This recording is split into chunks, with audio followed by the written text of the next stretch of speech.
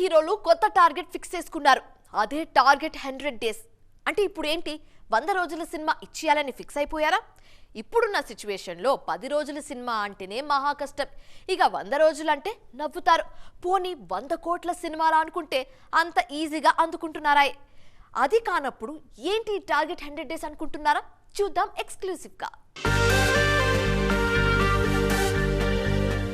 మన హీరోలు పాత రోజుల్లోకి వెళ్తున్నారు. దర్శకుల్లోనూ ఈ మార్పు కనిపిస్తుంది. సుకుమార్, రాజమౌళి లాంటి ఒకరిద్దరు సీనియర్స్ మినహాయిస్తే చాలా మంది వర్కింగ్ డేస్ తగ్గించడానికి ప్రయత్నిస్తున్నారు. మరీ ముఖ్యంగా 100 రోజుల టార్గెట్ పెట్టుకుంటున్నారు. ఈ మధ్య మజాకా సినిమాను కేవలం 34 రోజుల్లో తీశారు త్రినాథరావు నక్కిన. ఇక సంక్రాంతికి వస్తున్నాం 79 రోజుల్లో పూర్తయింది. ఆ మధ్య పవన్ కళ్యాణ్ సినిమాలన్నీ రికార్డ్ టైంలోనే పూర్తయ్యాయి. బ్రో సినిమాను కేవలం 53 రోజుల్లో పూర్తి చేశారు సముద్రఖని. అందులో పవన్ ఇచ్చిన డేట్స్ కేవలం 22 రోజులు మాత్రమే.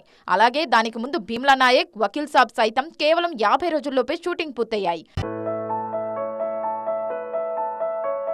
ప్రతి ఒక్క ఐవీఎఫ్ క్లినిక్ లో మేము మీకు ఈ డిస్కౌంట్ ఇస్తాము, ఆ డిస్కౌంట్ ఇస్తామంటారు. కానీ మేము బిడ్డని ఇస్తాం అని ఎందుకు చెప్పడం లేదు? మనం ప్రామిస్ కోసం డబ్బులు ఇస్తున్నామా లేదా తల్లిదండ్రులు కావడం కోసం చెల్లిస్తున్నామా? Nova IVF. దాగిన ఖర్చులుండవు, మీరు నమ్మగల నైపుణ్యం మాత్రమే. తాజాగా ఓజీ కోసం ఎక్కువ టైం ఏం తీసుకోలేదు పవర్ స్టార్. ఆర్సీ 16 వీలైనంత త్వరగా పూర్తి చేయాలని చూస్తున్నారు బుచ్చిబాబు.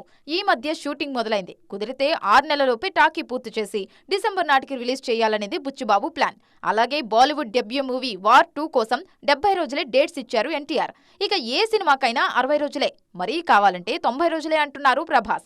దానికి మించి ఒక్కరోజు ఇచ్చేదే లేదంటున్నారు ఈయన. సలార్, కల్కి లాంటి భారీ సినిమాలు తక్కువ రోజుల్లోనే తీశారు దర్శకులు. అలాగే తాజాగా హను సినిమాను ఫాస్ట్ గానే పూర్తి చేస్తున్నారు ప్రభాస్. స్పిరిట్ కోసం 3 నెలల బల్క్ డేట్స్ ఇస్తున్నారు రెబల్ స్టార్. రాజమౌళి, సుకుమార్ లాంటి దర్శకులను మినహాయిస్తే మరే దర్శకుడికి ఏళ్ల పాటు డేట్స్ ఇచ్చేందుకు సిద్ధంగా లేరు మన హీరోలు. ఒకందుకు ఇది కూడా మంచికే.